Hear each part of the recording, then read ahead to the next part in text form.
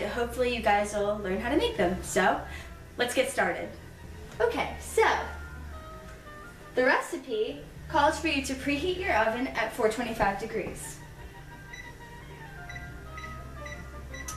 So while that's heating up, let's get started. Now, the first step is to heat milk, butter, and salt over medium heat until scalding. So that's what we're about to do.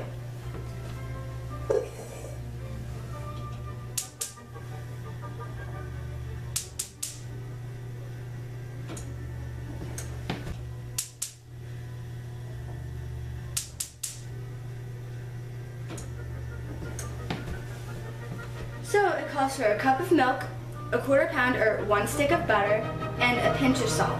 So let's do that.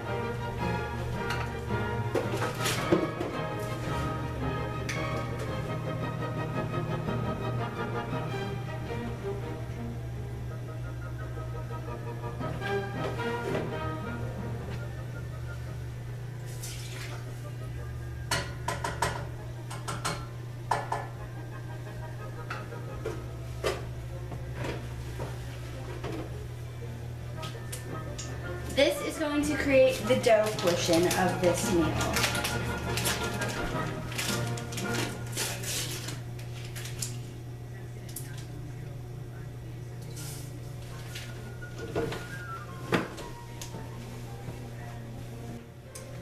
You can really use any salt, it'll work well.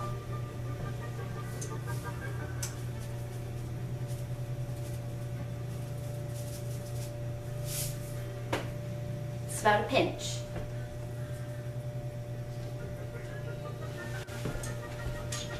So now you're just going to lightly mix this all up until it is scalding hot, and then we will continue.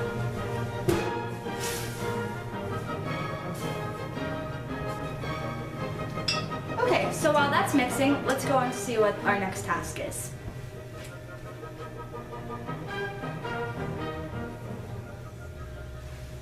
Okay, so our next step, once this is done, is to add flour. Now the recipe calls for a cup of all-purpose flour, so that's what we're going to give it.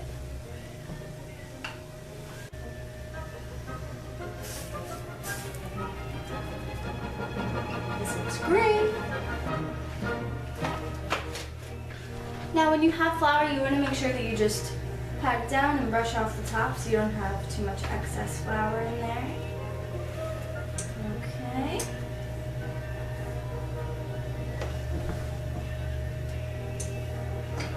I'm going to add this flour.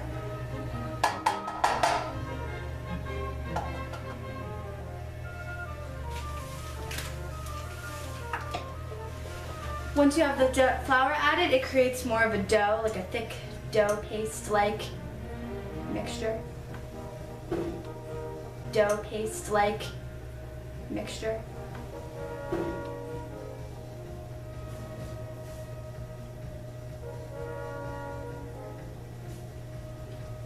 When you're stirring it in the saucepan, eventually it should come out kind of crumbly, and then all in all, it's going to come out more like a dough.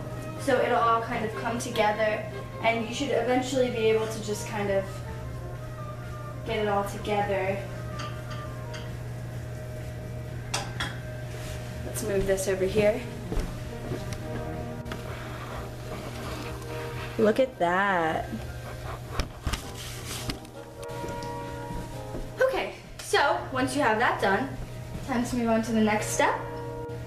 Okay, so once it's all done, you're going to take the dough-like mixture that we created in the saucepan, and you're going to put it in either a food processor or a very, very good mixer. Now, in this case, we don't have a food processor, but we do have an extremely good KitchenAid mixer, so that's what we're going to use. And then we're going to end up adding eggs and other things into it to make it more liquefied, which will work.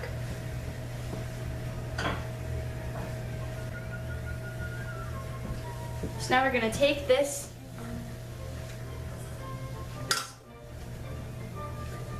dough-like mixture, we're going to put it in the mixer.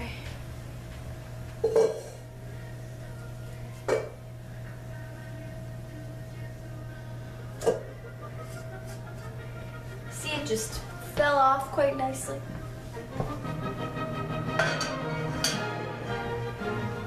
I'm going to turn this off too.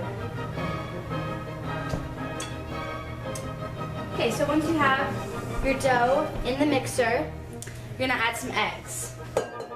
Now the recipe calls for 4 extra large eggs. So we just have to make sure that the mixture is thick and the eggs are incorporated into the dish. So,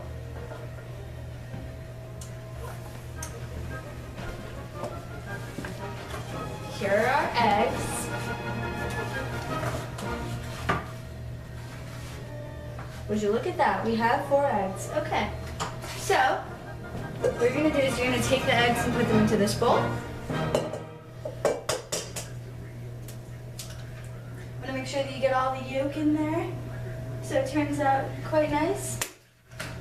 And if you're really good at cracking eggs, you can do it with one hand, like this.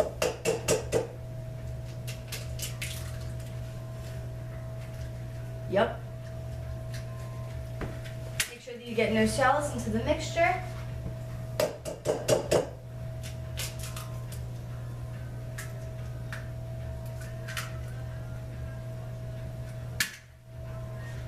And in case you didn't realize, I'm throwing my eggshells into the sink.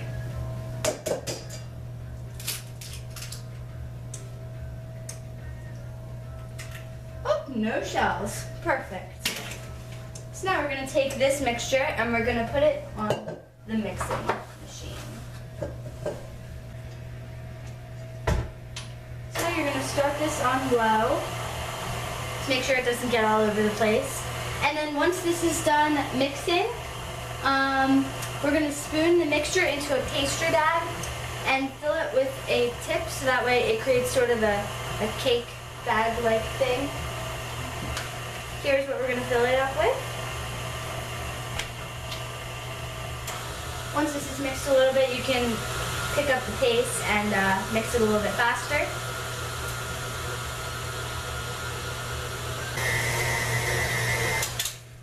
Okay, so now that that's fully mixed, we're going to put it into our cake bag.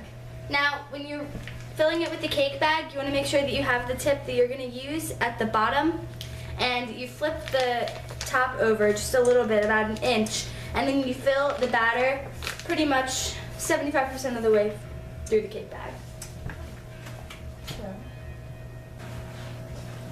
So once you have this whole mixture in the cake bag, then you're going to take a cookie sheet,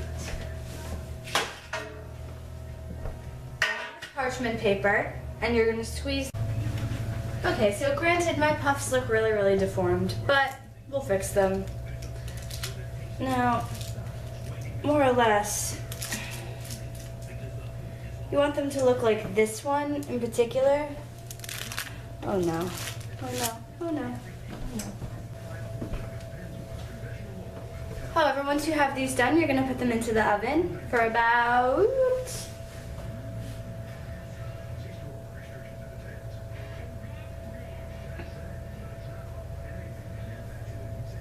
20 minutes. Now we're going to make the chocolate sauce while these are cooking.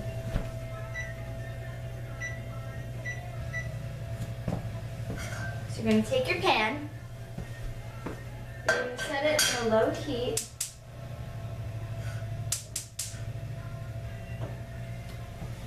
Now you're going to add, you can either do baker's chocolate, which is pretty good.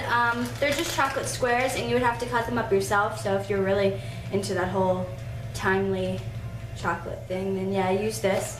But if you want to do something quick and easy and still taste great like me, then you wanted to do these Nestle semi-sweet chocolate chip morsels, and these work great. They're about 12 ounces a package, which is exactly what we need.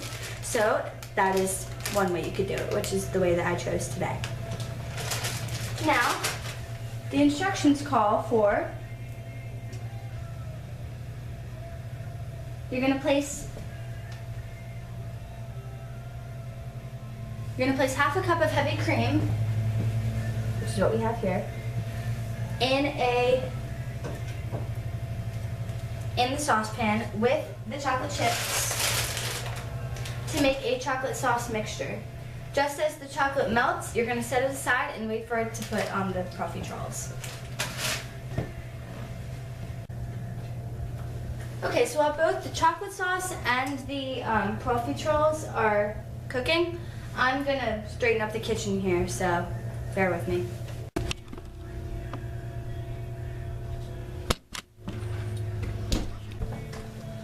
Now, when the profiteroles are done in the oven, what we're gonna do is we're gonna take them out and they have to cool completely. The thing with making dough is that it has to be completely cooled when you try to fill it with something, especially because we are going to be filling our profiteroles with whipped cream. Now, the recipe does call for vanilla ice cream, but the vanilla ice cream would obviously melt. So, whipped cream has a better consistency as far as staying intact inside the pastry. So, that is why we are using whipped cream. And the chocolate sauce is done. Now we're just gonna wait until the profiteroles are done in the oven, and then we're gonna let them cool for about 20 minutes to 45 minutes, however long it takes for them to cool. And after that, we're gonna add our Ready Whip, and it's gonna be complete. So, now they turned into a puff, which is exactly what we needed. Now, once they are finished cooling, then we are going to take a little tool, and we're gonna poke a hole inside the profiterole, and that way we can infuse it with whipped cream. That's gonna create the puff to expand a little bit more than it might look right now. And then we're gonna put some chocolate sauce on top. It is gonna be awesome.